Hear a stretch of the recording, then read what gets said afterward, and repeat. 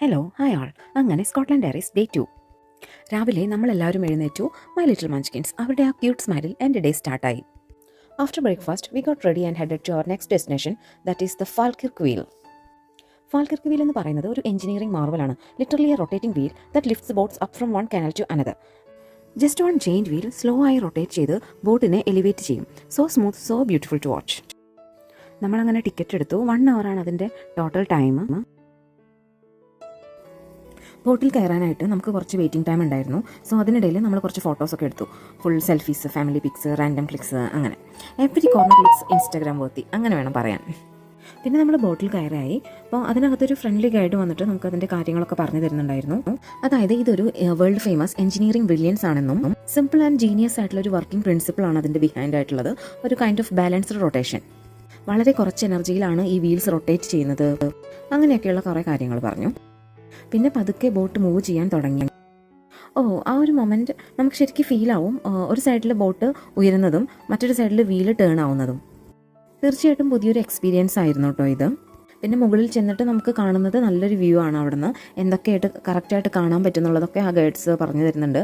ഇക്വൻ സ്കൾപ്ചേഴ്സൊക്കെ നമുക്ക് ഇവിടെ നിന്നും കാണാൻ പറ്റുന്നുണ്ട്. അപ്പോൾ അതിൻ്റെയൊക്കെ ഒരു പോയിന്റ് എവിടേക്കാണ് നോക്കേണ്ടത്, അങ്ങനെയൊക്കെയുള്ള എല്ലാ കാര്യങ്ങളും ഗൈഡ്സ് പറഞ്ഞു തരുന്നുണ്ട്. മുകളിലെത്തിയതിന് ശേഷം അത് പതുക്കെ മൂവ് ആവാൻ തുടങ്ങി. ഒരു കനാൽ ടണലിൽ കൂടിയാണ് നെക്സ്റ്റ് അത് കടന്നു പോകാൻ പോകുന്നത്. ആർക്കിമിഡീസ് എന്ന് തന്നെയാണ് നമ്മൾ കയറിയിട്ടുള്ള ബോട്ടിൻ്റെ പേരും കേട്ടോ. അപ്പോൾ കനാൽ ടണലിൽ കൂടിയുള്ള യാത്ര വളരെ ബ്യൂട്ടിഫുൾ ആയിരുന്നു. അതിനകത്ത് ഒരു പ്രത്യേകം ലൈറ്റ് അറേഞ്ച്മെൻറ്റ്സ് ഒക്കെ ഉണ്ടായിരുന്നു. അപ്പോൾ ആ ലൈറ്റ് ആ ടണലിൻ്റെ വാൾസിലൊക്കെ തട്ടി റിഫ്ലക്റ്റ് ആവുക കാരണമൊക്കെ ബ്യൂട്ടിഫുൾ ആയിരുന്നു ആ ഒരു കാഴ്ചയൊക്കെ. വെതർ ഈ പറഞ്ഞ പോലെ കുറച്ച് റെയിനി ആൻഡ് ക്ലൗഡി ആയിട്ടാണ് കാണിക്കുന്നുണ്ടായിരുന്നത്. അപ്പോൾ മഴ ഇങ്ങനെ ചിണുങ്ങി കുണുങ്ങി നിൽക്കുന്നുണ്ടായിരുന്നു. അങ്ങനെ അത് കഴിഞ്ഞു. നമ്മുടെ നെക്സ്റ്റ് സ്റ്റോപ്പ് ഏതാണെന്ന് വെച്ചാൽ ലോച്ച് ലോമോൺ ലേക്ക്. നമ്മൾ അവിടെ എത്തുമ്പോഴേക്കും അറൗണ്ട് 4-4:30 ഒക്കെ ആയിട്ടുണ്ടായിരുന്നു. അങ്ങോട്ട് നടന്ന് നീങ്ങുമ്പോൾ എനിക്കറിയില്ലായിരുന്നു ലോച്ച് ലോമോൺ ലേക്കിൻ്റെ ഒരു അത്ഭുത സൗന്ദര്യം, അങ്ങനെയൊക്കെ വേണം പറയാൻ. അതിൻ്റെ ആ ഒരു ഞാൻ അനുഭവിച്ച ഒരു ഭംഗി പറഞ്ഞ് പ്രതിഫലിപ്പിക്കാൻ എനിക്കറിയില്ല. ഭയങ്കരമായ ഒരു കാം ആൻഡ് ക്വയറ്റ് ഫീലിംഗ്. ഞാനങ്ങനെ നിന്നുപോയി ആ ഒരു ഭംഗി ആവാഹിച്ചുകൊണ്ട്. വളരെ പോസിറ്റീവ് ആൻഡ് പീസ്ഫുൾ വൈബായിരുന്നു അവിടെ എനിക്ക് ഫീലായത്. Purely magical. Definitely one of the most beautiful spots I have ever seen. അങ്ങനെ നമ്മളവിടെ കുറച്ച് നേരം സ്പെൻഡ് ചെയ്തു. കുറച്ച് നല്ല പിക്സൊക്കെ എടുത്തു. സെക്കൻഡ് ഡേ നമ്മൾ ബുക്ക് ചെയ്തിട്ടുള്ള സ്റ്റേ ഗ്ലാസ്ഗോയിലായിരുന്നു. അപ്പോൾ ഇവിടെ നിന്ന് നിയർലി 45 minutes ജേണിയാണ് ഗ്ലാസ്ഗോയിലോട്ടുള്ളത്.